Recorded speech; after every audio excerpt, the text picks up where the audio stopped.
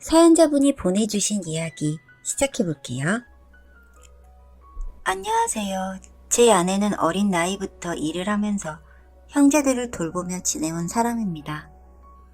저는 그런 아내를 회사 거래처 업무로 알게 되었고, 저희 회사의 협력사였던 아내와는 업무적으로 같이 식사를 하다가 호감을 갖게 되었고, 결혼까지 하게 되었습니다.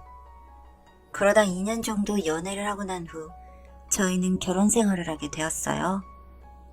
결혼을 하고 나서 제가 2년 정도 해외 출장에 있어서 다녀온 적이 있었는데 거의 1년 넘는 시간 동안 아내를 보지 못하고 지내다가 출장이 끝나갈 무렵에야 집에 휴가를 올 수 있게 되었습니다.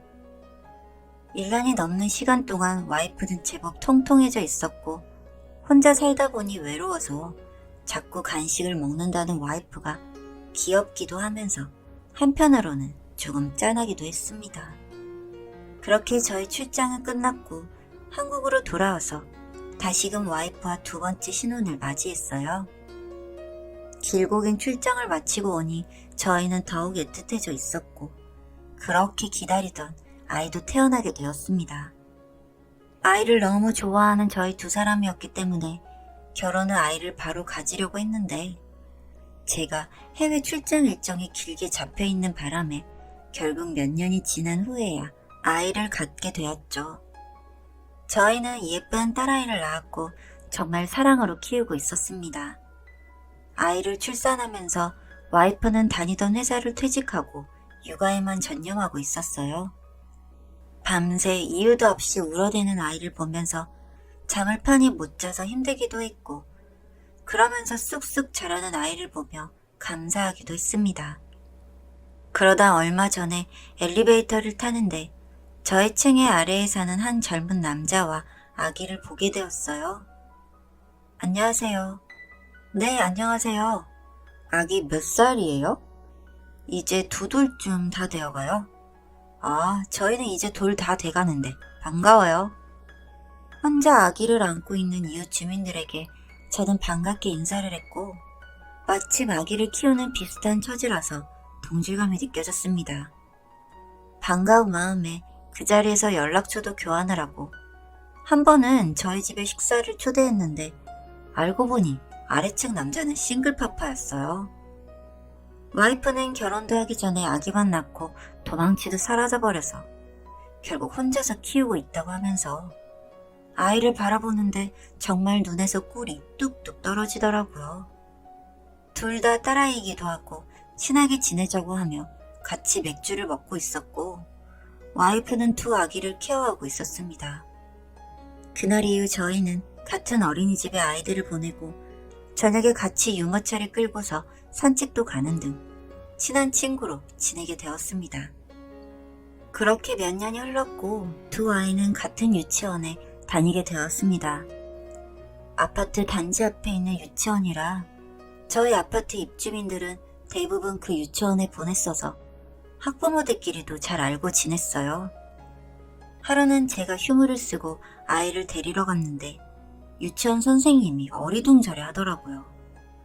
누구 데리러 오셨다고요? 김지연이요. 지연이 아버님은? 잠시만요. 안에서 잠시 이야기를 나누는 것 같더니 곧 아이와 함께 나왔고 저에게 늘 다른 남자와 함께 와서 착각을 했다고 하더라고요. 그리고 그런 지연이의 손을 꼭 잡고 있는 아래층 남자 아이도 보였습니다. 생각해보니 집에서 프리랜서 일을 하는 아래층 남자와 함께 아내가 아이를 늘 데리러 왔던 것 같아요. 그렇게 저희 아이만 데리고 집으로 돌아갔고 얼마 뒤 볼일을 보러 나갔던 와이프가 집에 돌아왔습니다. 여보, 지연이 데리러 갈 때 밑에 층 남자랑 같이 다녀? 건우 씨도 데리러 가는 시간이 비슷해서 자주 같이 다니긴 했지. 그리고 애들이 워낙 친하잖아. 아, 그래? 오늘 내가 갔더니 애 아빠인 줄도 모르고 어찌나 경계를 하던지. 어머, 그런 일이 있었어? 그래도 유치원 선생님들이 너무 무신경하시네. 유치원 일은 지나가는 해프닝처럼 잊혀져 가고 있었고 저는 근무를 하면서 아내가 보내준 아이의 사진을 보고 있었습니다. 그러다 한 사진 속에서 이상한 것을 보게 되었는데 분명 저희 집 소파와 거실 매트였는데 모서리 쪽으로 저희 집의 물건이 아닌 책상 같은 게 찍혀 있었고 이것저것 자세히 사진들을 찾아보니 분명 몇 개의 사진에서 이상한 정황이 보였습니다. 저는 그게 그저 우리 집에 저런 물건이 있었나 생각을 하고 지나가고 있었고 그게 워낙 아기가 어릴 때의 사진이라 깊이 생각은 안 하고 있었는데 얼마 전 아래층 남자의 집에 가게 되었는데 그 사진과 오버랩이 되어서 생각이 나더라고요. 그 남자의 집 거실은 저희 집과 같은 소파, 거실 매트, 그리고 선반장 등이 있었고 언뜻 작은 구도로 찍으면 마치 저희 집처럼 보일 것 같았어요. 그리고 그 사진 귀퉁이에 나온 책상 다리 자리에는 그 남자의 작업용 책상이 있었습니다. 그동안 몇 번 만남을 하면서도 남자가 혼자 사는 집이라 집도 엉망이고 먹을 것도 없다고 하여 저희 집에서 자주 만났었는데 우연히 가게 된 그 집은 저희 집과 비슷한 분위기였고 밥을 먹는 동안 본인의 집처럼 이것저것을 뒤지고 있는 아내를 보니 두 사람 사이에 뭔가 있다는 생각이 들었습니다. 밥이 입으로 들어가는지 코로 들어가는지 모르게 밥을 먹었고 그리고 나서 보니 두 사람 제법 웃으며 대화를 많이 하고 있었고 저희 아내는 그 남자의 딸에게도 친근하게 대하고 있었습니다. 오죽했으면 저희 딸이 뿔이난 표정으로 곁에서 노려보고 있었을까요? 저는 며칠 뒤 회사도 휴무를 내고 두 사람의 뒤를 쫓기로 했습니다. 사실 뒤를 쫓는다고 할 것도 없는 게 위아래층을 사는 사이라서 정말 와이프가 그 남자의 집에 드나드는지를 보고 싶었고 저는 그 남자의 집 앞에 작은 공기계 카메라로 영상통화를 저에게 걸어두었습니다. 멍하니 휴대폰만 바라보고 있다 보니 와이프가 그 남자네 집 앞에 서 있었고 자연스럽게 비밀번호를 누르고는 집 안으로 들어가더군요. 현실을 믿기 힘들었던 저는 와이프에게 문자를 했습니다. 뭐해? 나 그냥 소파에 앉아있어. 그렇게 답장과 함께 온 사진에는 저희 집과 똑같은 소파와 거실 매트 그리고 아내의 발이 있었습니다. 아내가 그 남자네 집에 들어간 걸 보지 못했다면 집에서 와이프가 쉬고 있다고 깜빡 속아 넘어갈 뻔했죠. 저는 그리고 바로 현장을 잡기 위해서 그 남자네 집으로 올라갔고 벨을 누르니 팬티만 입은 채로 얼굴을 빼꼼히 내미는 그 남자가 있었습니다. 저는 문을 확 하고 열고 들어갔고 역시나 소파에서 편히 누워 TV를 보고 있는 아내가 보였습니다. 그 자리에서 저는 그 남자에게 주먹을 내리꽂았고 아내는 당황한 채 저를 말리기 급급했습니다. 호래비 새끼, 혼자 애 키우기 힘들까봐 어울려줬더니 어떻게 이런 짓을 해? 네가 인간이야? 애들 친한 거 보고도 내 와이프랑 그 짓거리 하고 싶었어? 네가 먼저였다고 확신해? 뭐? 네가 먼저라는 확신이 있냐고. 자기야 그만해. 저의 와이프는 제가 아닌 그놈의 입을 막으려고 하고 있었습니다. 그리고 그 남자는 계속 말을 이어갔어요. 나도 이렇게 뒤에서 사는지 이제 그만하고 싶어. 자기야 나랑 얘기해 그만. 형보다 내가 먼저 이 여자 알았고 먼저 만나고 있었어. 알아들어? 이 여자 따라 이 아파트로 온 거였고 차마 나랑 결혼은 못하겠다는 그 여자 못 잊어서 이렇게 살고 있다고.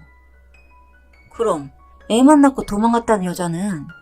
그래, 그 형 와이프. 아, 미쳐버릴 것 같았습니다. 그럼 친하게 지내던 두 아이는 씨다른 자매라는 소리잖아요. 그 자리에서 기억이 안 날 만큼 그 남자를 때렸고 저를 말리던 아내를 밀쳐내고 집 밖으로 나갔습니다. 유치원에 들러서 아이를 안고 부모님이 계시는 집으로 갔고 새근새근 자고 있는 아이를 보고 있자니 이게 무슨 일인가 싶었어요. 그러면서 드는 생각이 아이가 저를 하나도 안 닮고 자매라고 생각이 될 정도로 두 아이가 닮아 있는 게 생각이 나서 아이의 머리카락을 몇 개 뜯어서 유전자 검사를 했습니다. 이번에도 하늘은 제 편이 아니더군요. 씨다른 자매가 아니라 그냥 친자매였어요. 그 가정에서 저만 빠지면 완벽해지는 그림인 거죠.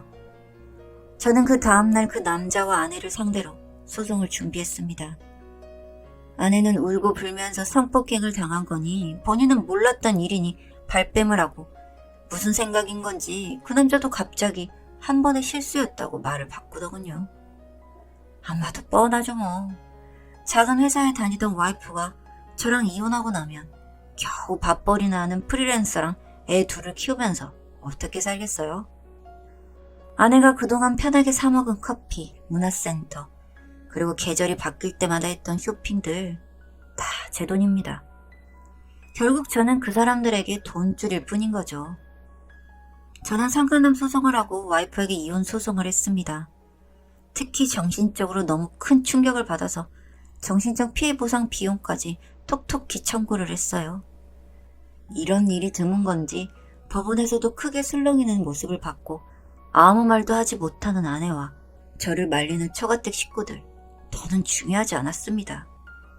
그렇게 이쁘던 제 딸이 남의 아이인 걸 알았을 때 여전히 예뻐 보이는 아이를 보면서 심장이 뭉그러지는 기분은 당사자가 아니면 절대 알 수 없을 거라고 생각해요. 아직 저희의 법정 공방은 끝나지 않았고 앞으로도 많이 힘들겠지만 얼른 모든 일들이 다 끝나고 저도 일상으로 돌아갈 수 있다면 좋겠습니다.